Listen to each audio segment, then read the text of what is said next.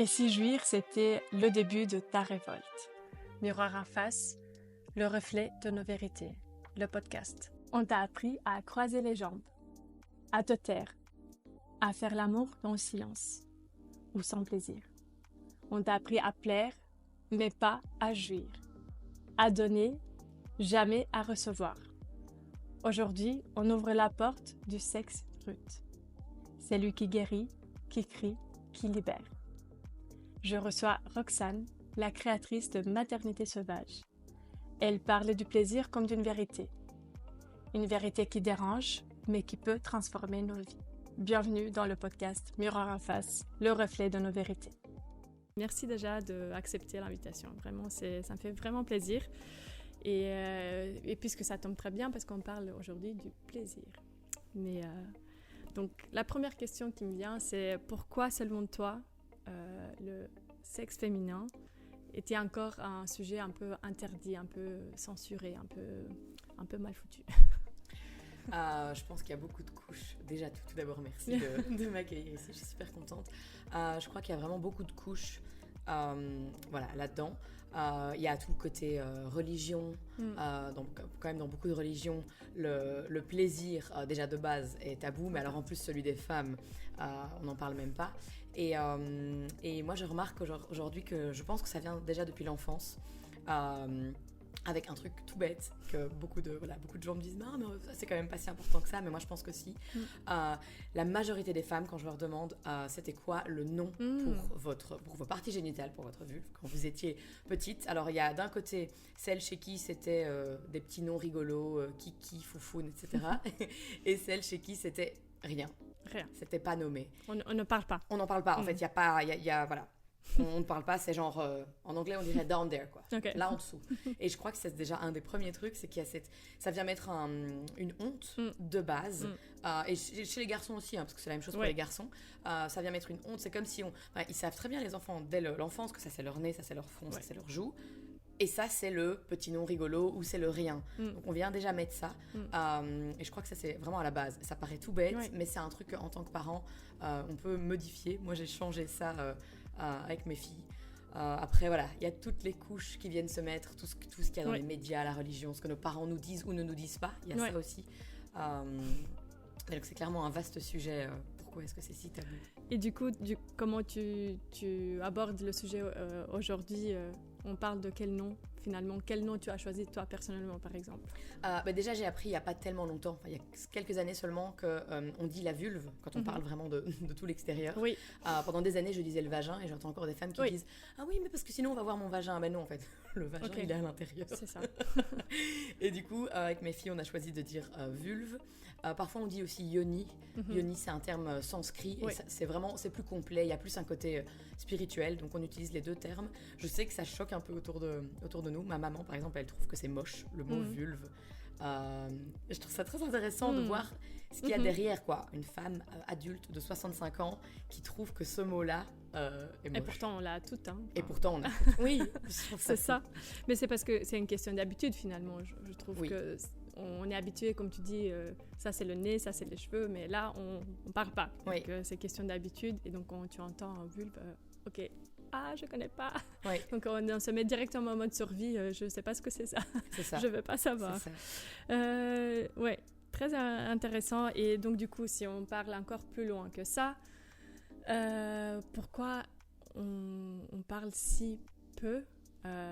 Ou si directement on part dans la honte dès qu'on parle de femmes et qu'on est femme et qu'on a aussi nos besoins, ou même pas un besoin, mais ça fait partie de la même façon comme on mange et on respire, avoir aussi un orgasme. Et donc dès qu'on parle de ça, c'est en mode on peut pas parler de ça, c'est interdit. Je pense qu'il y a clairement un côté, et ça va faire un peu complotiste, mais il y a clairement un côté contrôle des femmes, et qui se joue au niveau de la sexualité, qui se joue au niveau de l'accouchement, au niveau de plein de ces sphères-là, où en fait ça fait peur. Si les femmes avaient accès au potentiel, en fait qu'on a tout un potentiel incroyable qui peut se libérer quand on se connecte à ça, quand on se reconnecte à notre corps, ça changerait le monde, vraiment, je pense.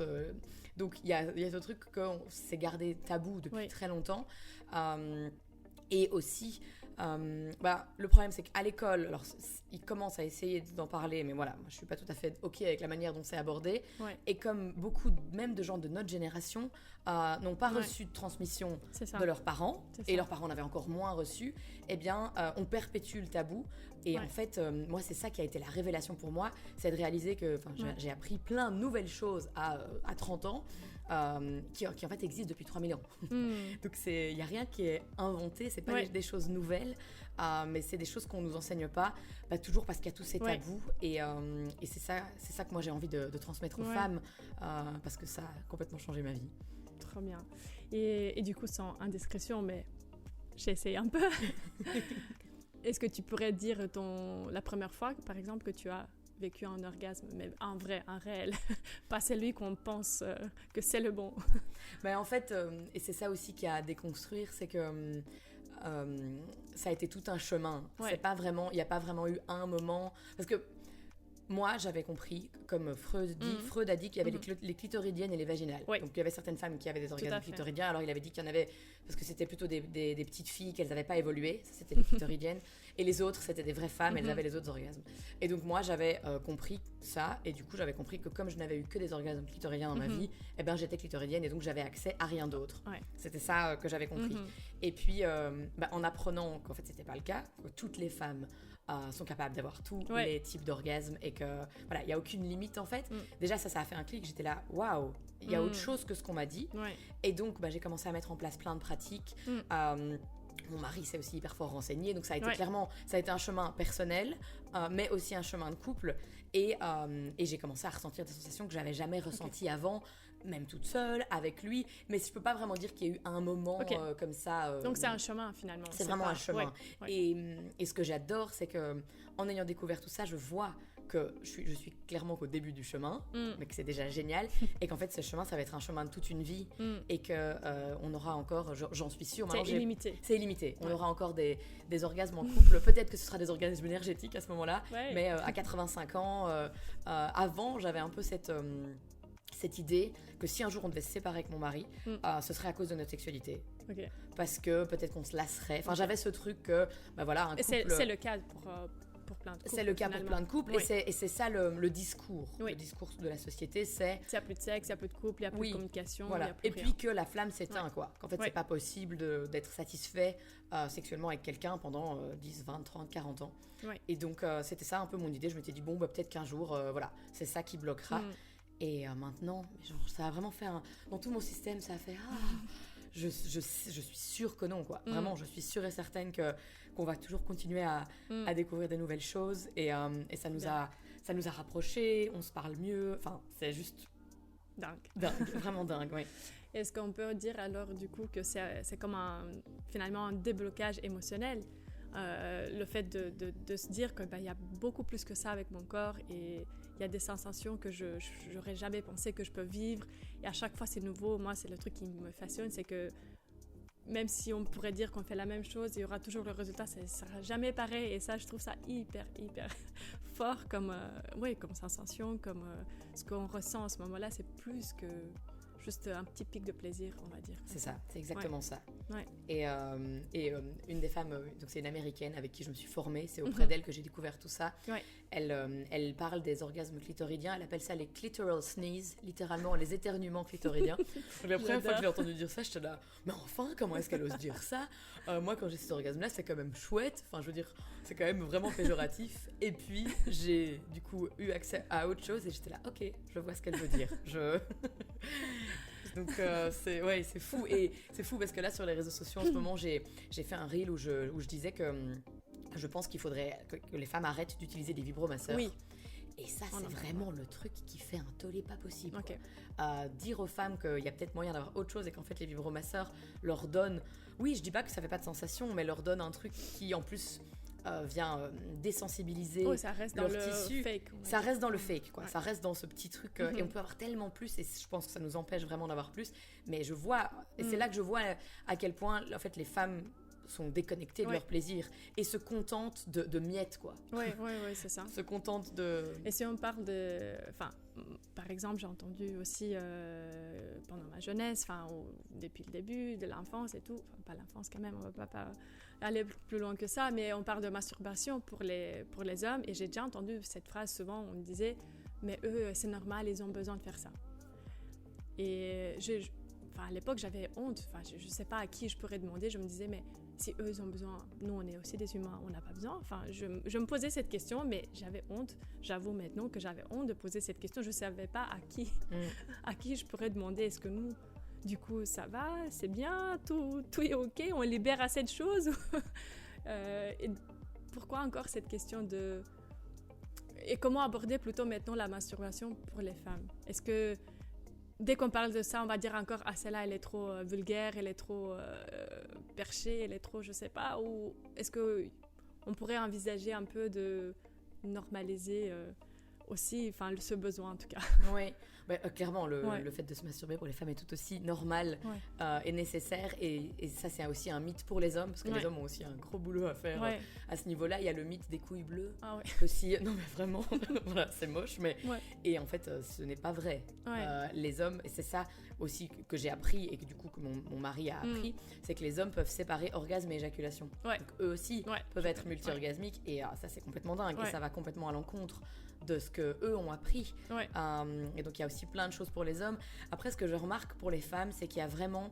parce que quand je parle de masturbation et que je dis aux femmes, mais est-ce que vous vous êtes déjà offert un moment de connexion avec votre corps, que ce soit un massage des seins, un massage de votre vulve, juste un toucher, sans qu'il y ait au bout ce truc de je veux l'orgasme. Parce qu'en fait, la majorité des femmes, et moi c'était mon cas, les seuls moments que j'avais comme ça avec moi-même, c'était un but, c'était je suis stressée, donc je veux aller à ce but-là, j'arrive pas à m'endormir, donc je veux aller à ce but-là. Enfin, il y avait toujours quelque chose, c'était jamais... Et du coup, il y avait un côté, c'était extractif. Je sais pas, en anglais, ça sonne mieux, mais il y avait un côté où je venais prendre quelque chose, quoi. C'était pas pour avoir un moment de connexion avec moi-même, pour me donner du plaisir, c'était pour venir prendre ça. Et c'est fou parce que quand je dis aux femmes, est-ce que vous vous êtes déjà mis dans l'agenda une demi-heure pour vous masser, pour prendre un moment avec vous-même? Elles sont là, je vois dans leur visage, et je le sais parce que j'ai le même truc de non mais tu te rends compte de tout ce que j'ai à faire dans la maison, de tout ce que j'ai à faire pour mon travail, de ci, de ça. J'ai pas le droit en fait. Je n'ai pas le droit de m'offrir ce moment. Donc il y a presque un côté mérite, comme si en fait notre plaisir il n'était pas important et qu'on a tendance à mettre tout le reste en priorité, et du coup qu'on s'autorise pas. Et moi ça a été une révélation, toujours cette américaine Kim Hanabi dont je parle souvent. Elle recommande de se planifier en couple des sex dates de 3 heures, mais elle dit de faire ça aussi avec soi-même. Et la première fois que je me suis autorisée ça, mes filles étaient gardées, mon mari était au travail, et je me suis dit, vraiment j'ai eu l'impression que c'était trop bien, mais il y avait une voix qui était là, non mais t'es censée bosser en fait, genre comment est-ce que culpabilité, comment est-ce que j'ose, comment est-ce que vraiment je mérite ça, et ça a été incroyable. J'ai eu un orgasme énergétique sans me toucher dans mon bain, rien qu'en écoutant une méditation. Enfin c'était complètement ouf, mais c'est parce que j'ai pris le temps d'être en connexion avec mon corps, avec ma respiration, et voilà, il y a un truc révolutionnaire dans le fait de s'autoriser ça. Et donc je pense que dans cette question de la masturbation des femmes, c'est surtout vers ça qu'il faut aller. Et c'est pour ça que quand je dis pas de vibro, je dis pas du tout aux femmes qu'il faut pas qu'elles se touchent. Enfin, évidemment que se donner du plaisir, c'est merveilleux, mais le vibro, il y a toujours ce truc. Enfin, c'est pas un contact. C'est stimuler plus que... C'est ça, c'est venir stimuler avec cet objet, avec ces vibrations non naturelles, et c'est pas venir reprendre contact doucement. Et je crois que, j'en suis sûre, notre corps, surtout en tant que femme, notre système nerveux, il a besoin de douceur, de lenteur. Et c'est dur, c'est dur. Et le vibro, c'est l'opposé de ça. C'est rapide. Et moi, ça a été straight to the point. Ça a été ma truc où souvent, quand j'avais envie, et puis je me disais, ok, je vais m'offrir ce moment-là. Et alors, il y avait toute la pression qui montait trop bien. Et puis, j'avais l'éternuement clitoridien, le clitoral sneeze. Après, j'étais là, tout ça pour ça. Vraiment, est-ce que ça... Il y avait comme une espèce de tristesse, comme si je ressentais au fond de moi que ça pouvait être mieux. Et du coup, quand j'ai découvert mieux, j'étais là, c'était ça. Mais et on dit souvent que ça peut déclencher vraiment des émotions profondes, par exemple même pleurer. Est-ce que ça aussi, ça sera encore un moment de honte, peut te dire, par exemple, je parle d'expérience, j'ai déjà pleuré, après je me sentais coupable, je dis mais pourquoi tu pleures, c'est pas normal, arrête. Mais il y a des moments, des étapes, à chaque fois tu te dis ok, ça c'est nouveau, ça c'est nouveau, ça c'est nouveau, mais je pense qu'il y a tellement des moments, enfin des sensations différentes qu'autant on est des personnes sur cette planète. Donc je pense que finalement c'est assez large et vaste comme sujet, même si encore une fois ça reste très tabou. C'est clair. Mais en fait, pleurer, c'est tout à fait normal. Enfin, on parle de pleurer un peu ces larmes. Libération. Ouais. C'est pas, on pleure pas parce que ça fait mal ou parce qu'on est triste. Non, c'est un peu je comprends pas pourquoi je pleure, mais je pleure. Et déjà, rien que de savoir qu'en fait c'est normal, c'est un super bon signe. Ça veut dire qu'en fait, t'es venu faire un reset de ton nerf vague. On parle tout le temps de système nerveux. Maintenant, c'est tout à fait. À la mode. Et l'orgasme, c'est à la mode, mais l'orgasme, en fait, ces orgasmes-là, donc pas les éternuements clitoridiens, mais les orgasmes plus profonds, viennent de ça, viennent du col de l'utérus. Et du coup, c'est relié avec le nerf vague. Et donc, c'est vraiment un reset complet. C'est la meilleure manière de venir guérir notre système nerveux. Mais si on ne sait pas que c'est normal, du coup, en effet, comme tu dis, c'est comme donc, depuis que j'ai appris que toutes les femmes étaient capables d'être des femmes fontaines, j'ai eu plein de témoignages de femmes qui ont dit moi j'ai eu ça au tout début de ma sexualité, mais je savais pas ce que c'était, j'ai cru que je m'étais fait pipi dessus. Du coup, j'avais honte. Du coup, après, chaque fois que j'ai senti ces sensations venir, j'ai bloqué. Et donc, je me dis, il y a des femmes, ça fait 20 ans qu'elles bloquent en fait des sensations géniales parce qu'elles ne savaient pas que c'était normal. Et où est-ce que tu penses qu'on pourrait... Enfin, je parle pour les femmes qui, par différentes raisons, ils n'ont pas accès à cette information. Surtout que maintenant, avec l'Internet, quand même, on a plus de choix. Mais où elle doit venir chercher cette information? Est-ce que d'abord, on en parle à son mari, à son conjoint ou pas, ou à des amis, et si les amis ne savent pas, où est-ce qu'on peut aller chercher cette information du coup pour un peu se mettre à jour? Mais il y a quelques livres, qui sont vraiment bien. Je sais pas si je peux te les donner pour que tu les mettes dans les notes de l'épisode par exemple. Mais donc les livres de Mantak Chia, en fait Mantak Chia c'est un Thaïlandais et c'est un praticien du taoïsme. Alors ça s'écrit taoïsme, mais c'est le premier à avoir transmis toutes ces connaissances. C'est ça que je disais, des connaissances qui ont 3000 ans en fait, qui viennent vraiment on connaît tous ou presque la médecine traditionnelle chinoise, l'acupuncture, tout ça. En fait, une des branches de ça, en anglais ça s'appelle Healing Love. Ils l'ont traduit par l'amour curatif en français, ce qui est un petit peu moins sexy, mais bon voilà. C'est ça.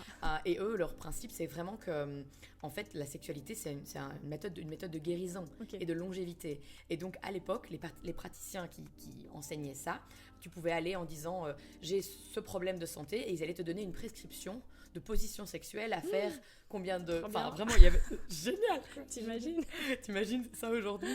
Alors, j'ai ce petit problème-là au foie. Alors, tu vas faire cette position-là pendant... Enfin, bref. Et donc, en fait, Mantak Chia, lui, il a reçu toutes ces transmissions depuis l'enfance, et ça a été le premier à les transmettre dans le monde occidental, d'abord aux États-Unis. Et puis maintenant, tous ces livres sont traduits en français.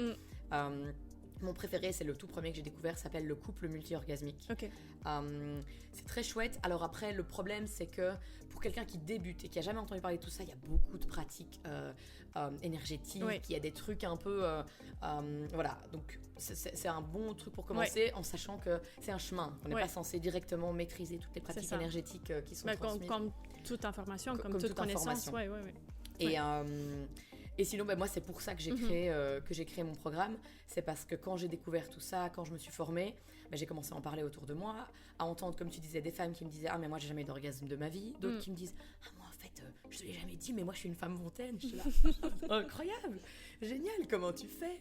J'ai même demandé à ma mère, j'étais là « Mais attends, maman, est-ce que tu as déjà eu d'autres orgasmes que des orgasmes clitoridiens ?» Elle était là « Oui, ça arrive, mais ça prend vachement de temps, c'est plus de travail et tout. » J'étais là « Mais tu m'as jamais dit ?» Alors que ma maman est très ouverte à la question, elle nous a beaucoup transmis sur la sexualité, mais voilà, pas ça. Et du coup, j'ai commencé à faire des cercles de femmes sur le sujet, et puis à lancer tout un programme sur ça, et c'est complètement incroyable. Enfin, vraiment, ce qui se joue, même moi, ça me dépasse.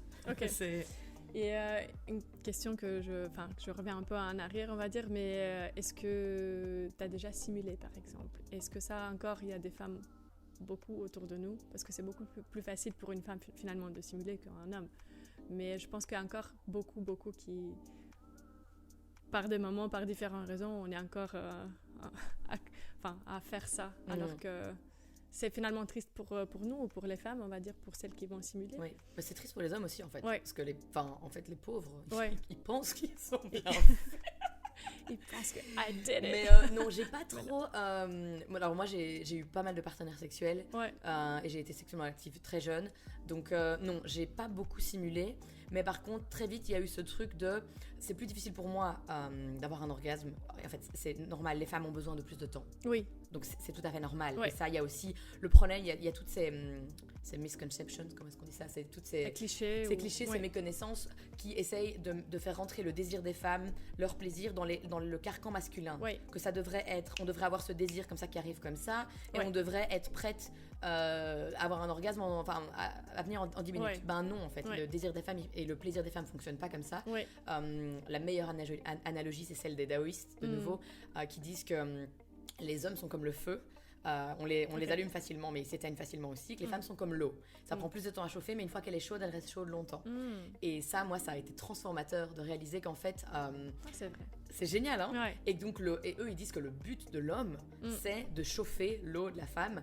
Et qu'en fait, c'est quelque chose qui se fait... que les préliminaires, ça commence en dehors de la chambre à coucher. Et qu'on peut faire en sorte, du coup, d'avoir cette marmite frémissante. En fait, c'est beaucoup plus facile si tu fais cuire des pâtes. Oui, tout à fait. Si ton eau est déjà chaude à la base, elle va être bouillante en 2 minutes. Si elle était glacée, ça va mettre beaucoup plus longtemps. C'est le même principe.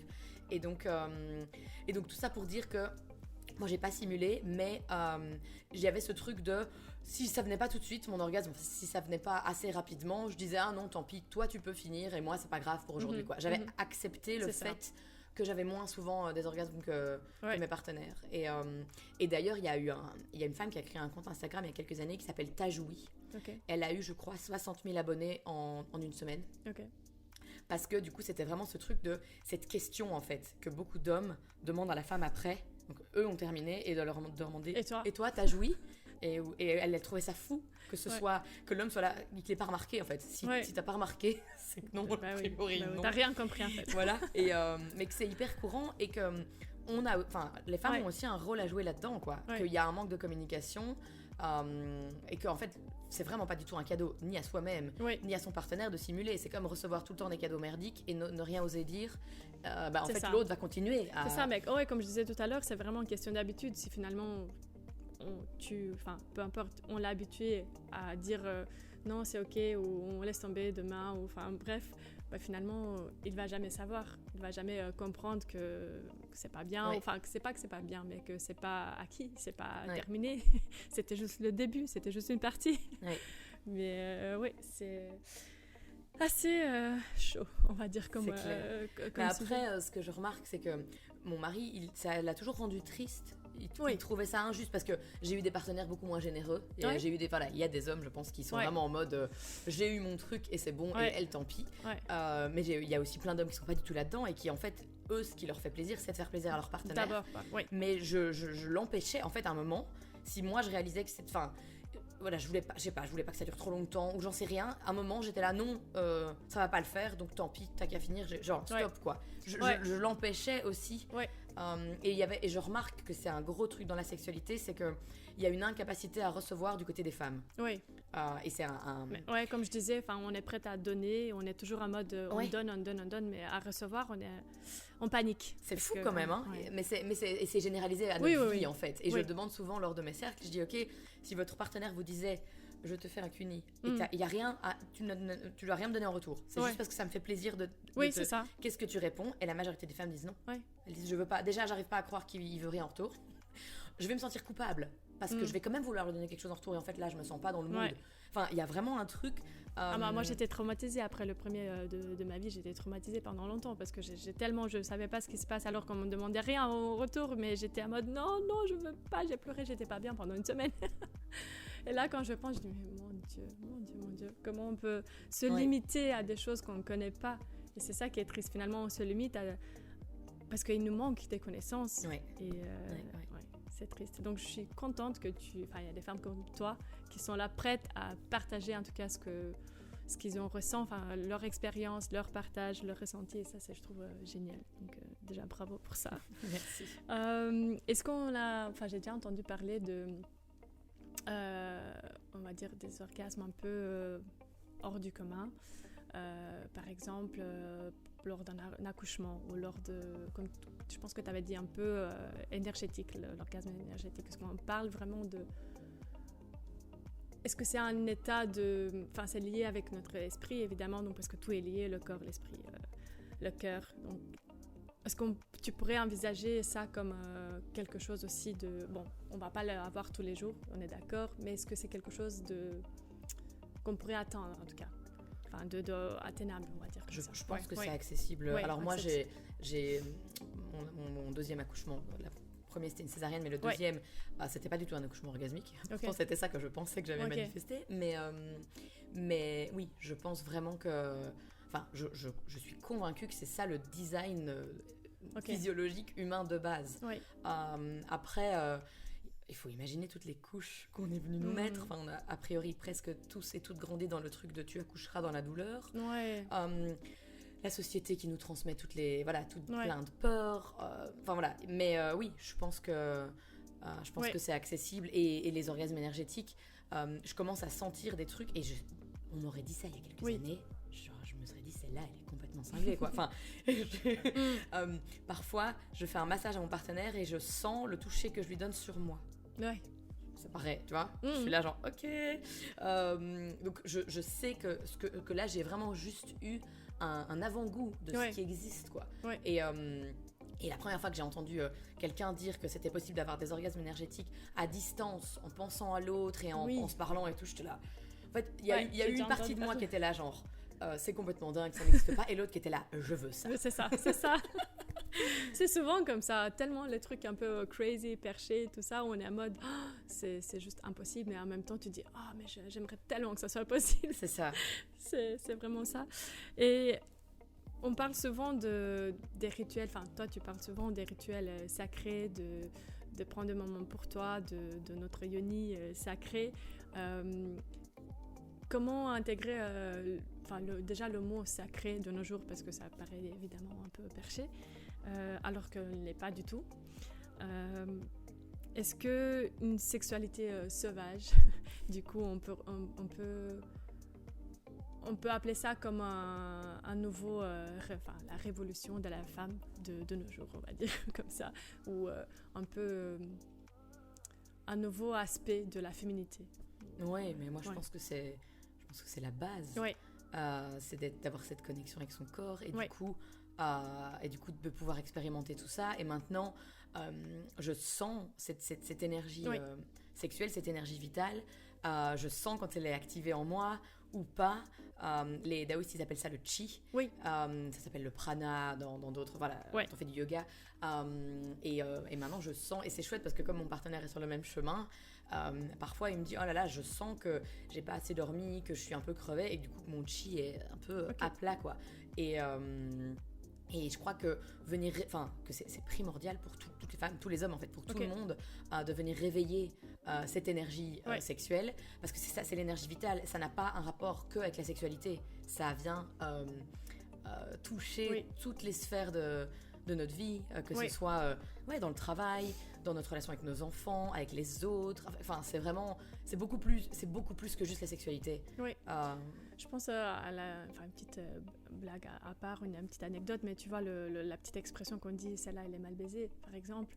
Mais franchement, de plus en plus je l'ai entendu maintenant, récemment, je veux dire dans les dernières années, au plus je l'entends, au plus je me dis, mais en fait, c'est tout à fait ça. Donc quand tu vois quelqu'un de hyper frustré, qui n'est pas bien, peut-être un peu malade, peut-être un peu trop fatigué, trop stressé, trop anxieuse, trop ça, évidemment tu te dis, mais en fait il lui manque un peu une énergie pour faire un reset de son corps finalement. Et donc ça me fait un toujours... Maintenant moi je le sens moi-même et on en rigole avec mon mari, que quand on n'a pas eu ces moments de connexion, je le vois vraiment comme des piles, tu vois, qui sont déchargées. Et qu'en fait, quand on a des moments de connexion à deux, c'est comme si on venait se recharger. Alors qu'avant, j'avais un peu une certaine flemme. Et c'est pour ça que planifier ces moments, c'est hyper important. Parce que si on attend que ça vienne de manière spontanée, ce qui est ce que tout le monde attend, ça n'arrive pas. Ou alors trop peu souvent. Et je pense que c'est vraiment Il y en a plein aujourd'hui qui disent oui, les couples ça peut être de toutes les manières, il peut y avoir des couples sans sexualité. Moi j'y crois pas. Moi je crois que c'est vraiment le c'est une autre relation, mais on a c'est une autre relation. Pas ça, mais voilà, couple, moi en tout cas c'est pas comme ça que je vois les relations de couple. Et on en rigole avec mon mari quand on n'a pas planifié ce moment où il y a eu des trucs de la vie qui ont fait que nos filles qui ont mis 20 ans à s'endormir le soir, des trucs comme ça. On rigole parce qu'on sent qu'on se parle moins bien, qu'on est moins sympa l'un avec l'autre, qu'on réagit moins bien. Et du coup, comme on est conscient, on dit ah non, je suis désolée, je réalise que c'est pour ça que je suis comme ça avec toi. Oui, parce qu'on parle aussi du moment que, pendant l'acte sexuel, il y a un échange des énergies des deux personnes. Et ça, c'est vraiment tellement beaucoup plus puissant que juste à recevoir, à attendre et recevoir, ou aller juste directement, comme tu disais, juste à l'acte de pic de plaisir et puis c'est fini. Vraiment, l'échange énergétique, c'est beaucoup plus rassurant, beaucoup plus doux, sacré finalement. Kim Anami, elle a inventé des termes qui sont assez répandus maintenant, mais elle fait la différence entre le sexe fast-food et le sexe gourmet. Et en fait, je connais plein de gens, et nous, c'était ça qu'on avait. On avait une sexualité semi-active. C'était pas très courant, mais quand même, on faisait quand même l'amour assez régulièrement. Mais c'était fast-food, quoi. Ça fait 10 ans qu'on est ensemble, on sait exactement quel bouton pousser. C'est ça. Ça dure un quart d'heure, c'est terminé. Mais il y avait quand même toujours ce feeling après de... genre, c'est fini. Tout ça pour ça, quoi. Je me sentais triste.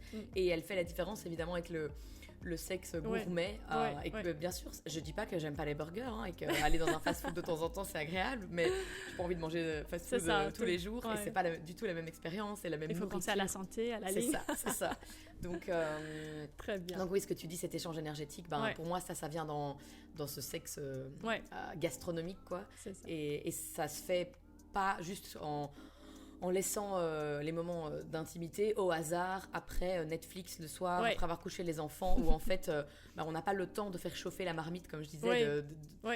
On n'a pas 2 heures ou même 1 heure ou même une demi-heure, on a 10 minutes, un quart d'heure, on est crevé et du coup voilà. Bon, on va s'arrêter ici, mais je voulais juste encore te dire merci déjà pour l'invitation, pour accepter l'invitation, mais plus pour avoir cette voix pour toutes les femmes de partout, parce que je trouve que c'est important et une fois qu'on a quelque chose à dire, il faut le dire, c'est tout. Donc je vais juste te dire merci par rapport de la part de toutes les femmes, et j'espère qu'avec toi et avec des femmes comme toi qui ont une voix, qu'il y a plein de choses qui vont changer et plein de femmes qui vont libérer qui vont débloquer leurs émotions et vont libérer des choses et vont être plus heureuses, plus épanouies, et on sera toutes réunies d'une manière ou d'une autre. Donc voilà, merci. C'est vraiment ça mon souhait. Donc merci à toi. Ouais, je pense que tu y arriveras vraiment. Donc voilà, merci, et peut-être pour d'autres épisodes pour parler d'autres choses aussi. Avec grand plaisir. Super, merci Roxane. Merci.